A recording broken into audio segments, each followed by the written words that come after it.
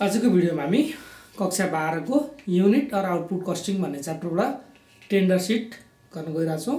योभन्दा अघिल्लो भिडियोमा हामीले कस्ट सिट त्यही सेम च्याप्टरबाट कस्ट सिट हेरिसकेका छौँ। अब हामी सल्भ गर्दैछौँ टेन्डर सिट। यो च्याप्टरबाट कस्ट सिट र टेन्डर सिट 8 मार्क्समा सोध्छ। 8 मार्क्समा भनेको आइदर कस्ट सिट र टेन्डर सिट दुईटा मध्ये कुनै एउटा क्वेसन चाहिँ 8 मार्क्समा सोध्छ। त्यो मध्ये अघिल्लो भिडियोमा टेन्डर सिटको सोलुसन गरिसकेका छु मैले। त्योभन्दा पुरानो एउटा भिडियोमा tender seat cost seat solution गरिसकेका छु। अब हामी हेर्न जाउँ टेन्डर सिट। मैले सल्भ गर्ने क्वेसन हजुरहरूले अहिले स्क्रिनमा देख्न सक्नुहुन्छ। म यही क्वेसनलाई सल्भ गर्न गइरहेको छु। अब यो क्वेसन ढिला नगरिकन सोलुसनतिर सुरु गरौँ। हामीलाई टेन्डर सिटलाई मैले 3 पार्टमा डिभाइड गरेर सम्झिन सजिलो होस् भनेर 3टा स्टेपमा डिभाइड गरेको छु। स्टेप 1 मा हुन्छ प्रिपरेसन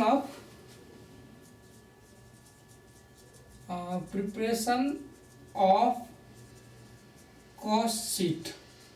स्टेप 1 मा कस्ट सिट प्रिपेयर गर्ने। सबभन्दा पहिला कस्ट सिट नै प्रिपेयर गर्ने। यहाँ लेखौँ माथि कस्ट सिट भनेर लेखौँ। यसको कस्ट सिट हामीले 8 मार्क्समा गर्ने कस्ट सिट जस्तो लामो हुँदैन, छोटो हुन्छ। अमाउन्टको लागि पनि सिंगल मात्रै कोलम बनाए हुन्छ। यहाँ लेखौँ पर्टिकुलर्स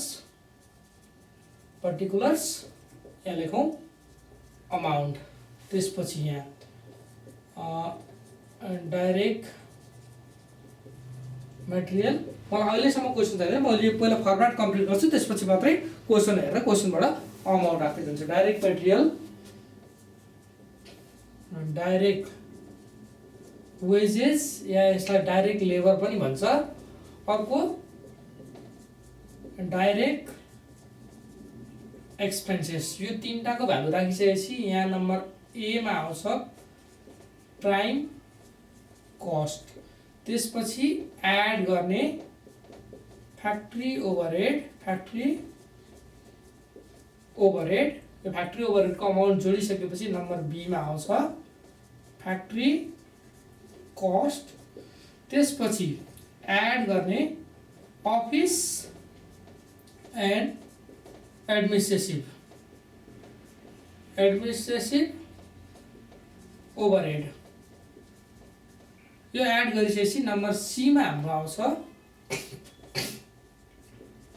कस्ट अफ प्रोडक्सन। त्यसपछि फेरि एड गर्ने सेलिङ एन्ड डिस्ट्रिब्युसन ओभरहेड।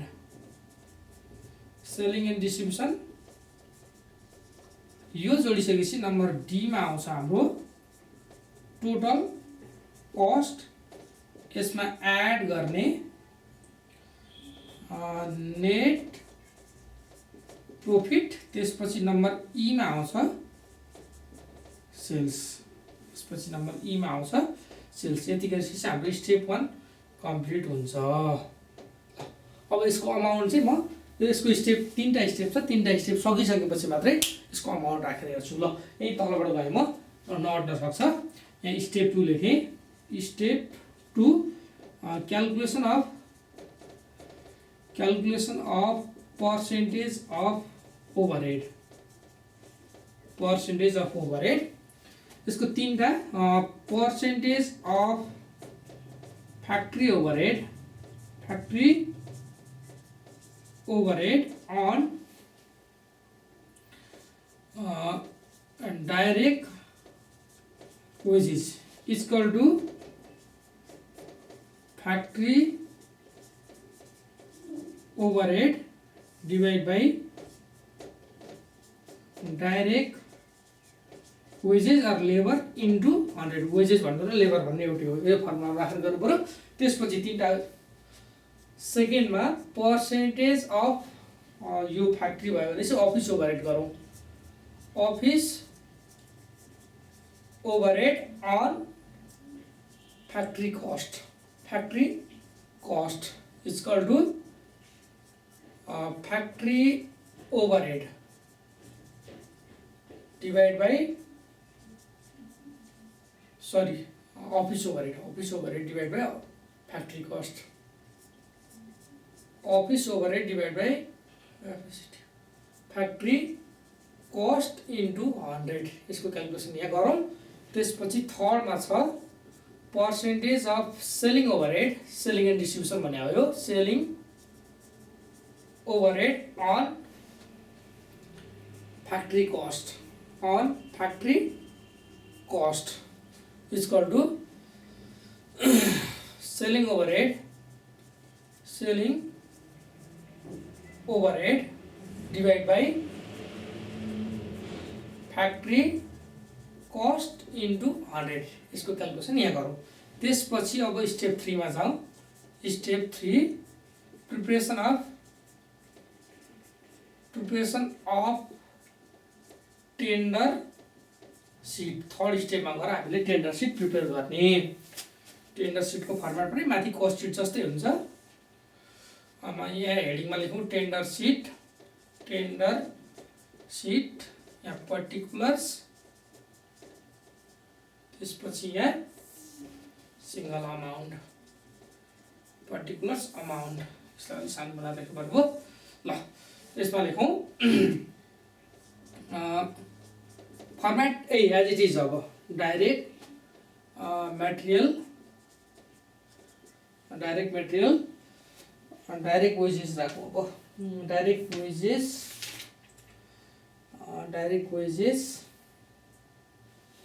नि राखौँ। डाइरेक्ट कस्ट छैन क्वेसनमा, डाइरेक्ट वेजेस नम्बर ए मा आयो। प्राइम कस्ट यो दुईटा राखिसकेपछि त्यसपछि एड गरौँ फ्याक्ट्री ओभरहेड नम्बर बी मा आयो, फ्याक्ट्री कस्ट बी मा आयो फ्याक्ट्री कस्ट। त्यसपछि फेरि एड गरौँ अफिस ओभरहेड नम्बर सी मा आयो। अफिस ओभरहेड नम्बर सी ए को कस्ट अफ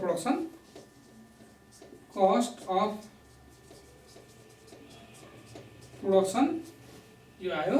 त्यसपछि एड गरौँ सेलिङ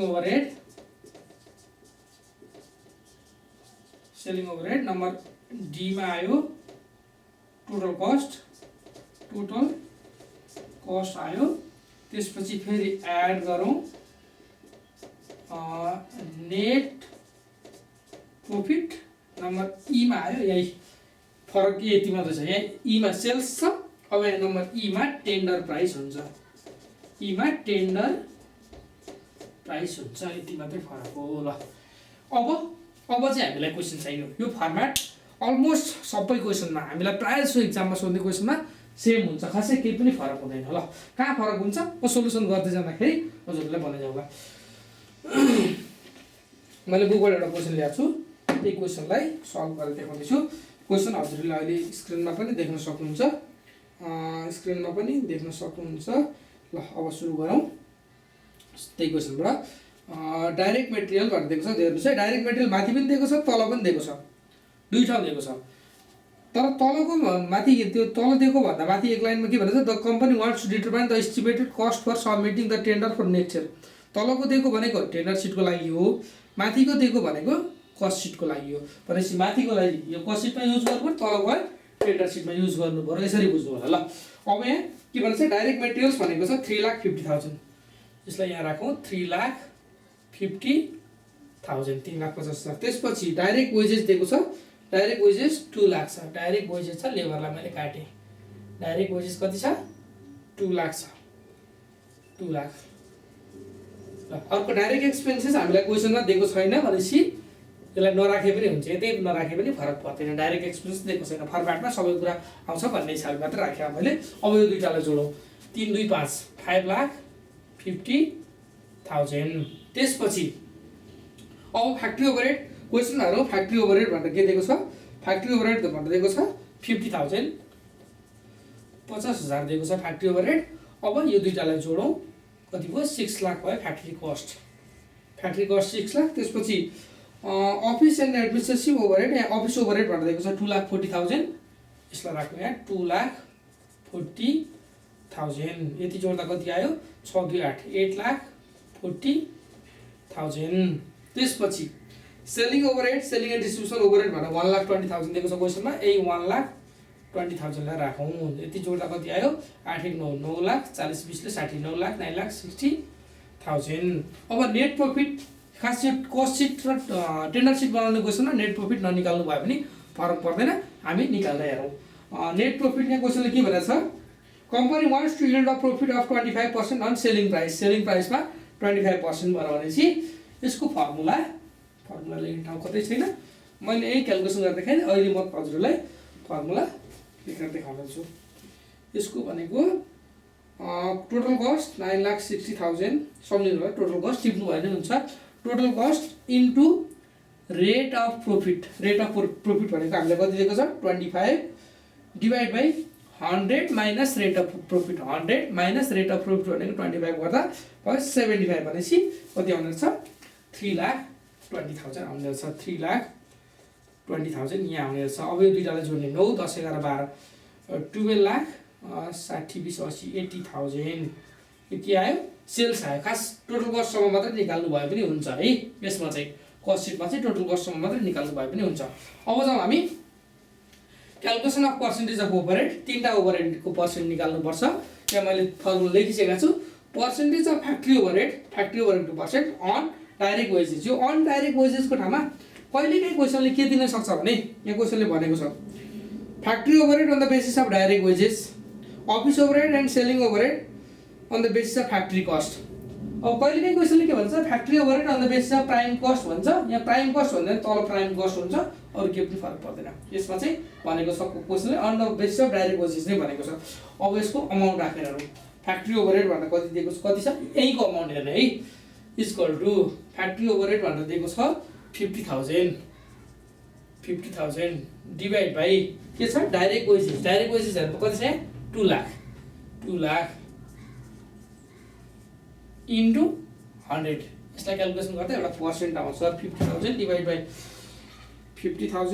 बाई 2 लाख इन्टु 100 गर्दा कति आयो 25% आयो। यो आयो 25%। फर्स्टको पर्सेन्ट सक्यो। अब अर्को percentage of office overhead on factory cost. यहाँ अफिस ओभरहेड खोज्ने अफिस ओभरहेड दिएको छ 2,40,000 भनेपछि 2,40,000 डिभाइड बाई फ्याक्ट्री कस्ट कति छ यहाँ आउनु त 6 लाख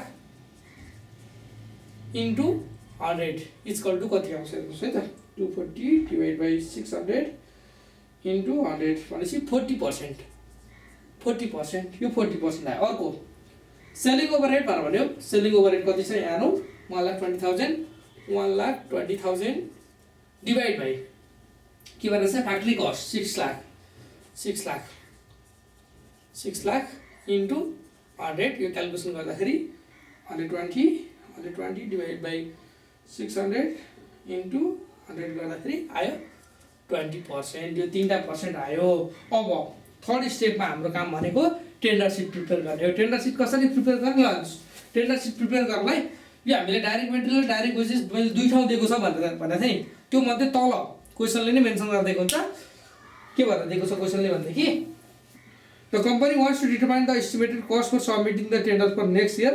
त्यो टेन्डरको लागि चाहिँ डाइरेक्ट मेटेरियल 8 लाख र डाइरेक्ट वेजेस 3 लाख दिएको छ भनेपछि डाइरेक्ट मेटेरियल यहाँ राख्ने 8 लाख 8 लाख। अर्को डाइरेक्ट वेजेस कति छ डाइरेक्ट वेजेस दिएको छ 3 लाख 8 11 यहाँ कति भयो यो दुईटा जोड्ने 11 लाख भयो। त्यसपछि अब फ्याक्ट्री ओभरहेड चाहियो। फ्याक्ट्री ओभरहेड त दिएको छैन। माथि दिएको फ्याक्ट्री ओभरहेड भनेको कस्ट सिटको लागि हो। अब हेर्नुहोस् है फ्याक्ट्री ओभरहेड हामीले एउटा पर्सेन्टेज निकालेको छ। फर्स्टको पर्सेन्ट यहाँ percentage of factory overhead on direct wages कति पर्सेन्ट निकालेको छ हामीले क्यालकुलेसन 25% निकालेको छ। अब यहाँ ब्र्याकेटमा लेख्ने 25% अफ के को निकाल्यो यो डाइरेक्ट वेजेस। यही लिने यहाँको डाइरेक्ट वेजेस 3 लाख। 3 लाखको 25% भनेको 75,000 यही नै होला। 3 लाखको 25% भनेको 75,000 इन्टु 25% 75,000 यो भयो। त्यसपछि अब के आयो यो दुईटा जोड्ने 11,75,000। अब अफिस ओभरहेडको पनि हामीले एउटा पर्सेन्टेज निकाल्छ। अफिस अफिस ओभरहेडको पनि हामीले एउटा पर्सेन्ट निकालेको छ। कति पर्सेन्ट निकालेको छ हेर्नुहोस् त, percentage of office overhead on factory cost 40% निकालेको छ है। 40% अफ के को फ्याक्ट्री कस्टको निकाल्यो नि। फ्याक्ट्री कस्ट अब कति छ, फ्याक्ट्री कस्ट यहाँ छ 11,75,000 11,75,000 भनेपछि 11,75,000 को कति पर्सेन्ट 40% भनेपछि 4,70,000। अब यो दुईटालाई जोड्ने प्लस 11,75,000 यो आयो 16,45,000। त्यसपछि सेलिङ ओभरहेड जोड्ने। सेलिङ ओभरहेडको पनि हामीले पर्सेन्ट निकालेको छ यही 20%। 20% अफ के को हो फ्याक्ट्री कस्टको भनेपछि फ्याक्ट्री कस्ट कति छ 11,75,000 कति हुन्छ 11,75,000 इन्टु 20% 2,35,000 2,35,000। ल अब यो दुईटालाई जोड्ने प्लस 16,45,000 18,80,000। ल टोटल कस्ट आयो। अब हामीले के निकाल्नु पर्यो नेट प्रॉफिट निकाल्नलाई एकैछिन 18,80,000 टोटल कस्ट इन्टु रेट भनेको त्यहाँ 25% अन सेलिङ प्राइस भनेको छ इन्टु 25 डिभाइड बाई 100 माइनस 25 गर्दाखेरि डिभाइड बाई 75 गर्दाखेरि आउँछ यो 6,26,667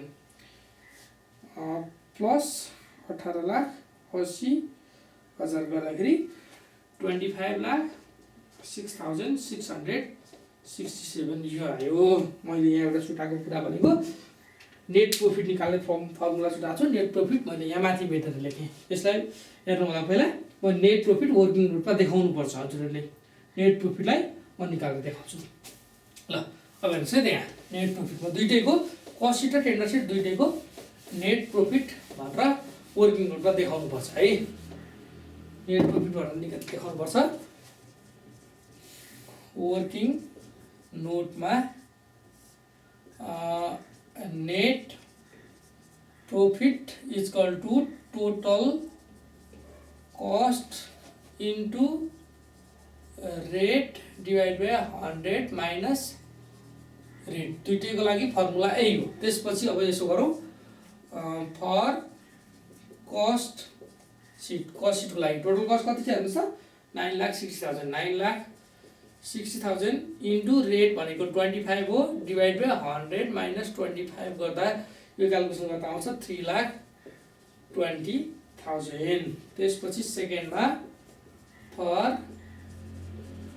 tender sheet equal to total cost कति छ 18,80,000 18,80,000 into rate remain constant divide by 100 minus 25 equal to rupees कति छ 6,26,667 यो चाहिँ यो टेन्डर सिट सकिसकेपछि त्योभन्दा तल वर्किङ नोटमा गर्नु होला। यति गर्नुभयो भनेदेखि हाम्रो टेन्डर सिटको पार्ट पनि सकिन्छ। ल भिडियोलाई राम्रोसँग हेर्नु होला। कहीँ केही कतै बुझ्नु भएन भनेदेखि कमेन्ट गर्नु होला। म हजुरहरूको डाउटलाई क्लियर गर्ने कोसिस गर्नेछु नेक्स्ट भिडियो मार्फत। हस् धन्यवाद। यति भइसकेपछि हाम्रो टेन्डर सिटको पार्ट पनि यहीसँगै सकिन्छ।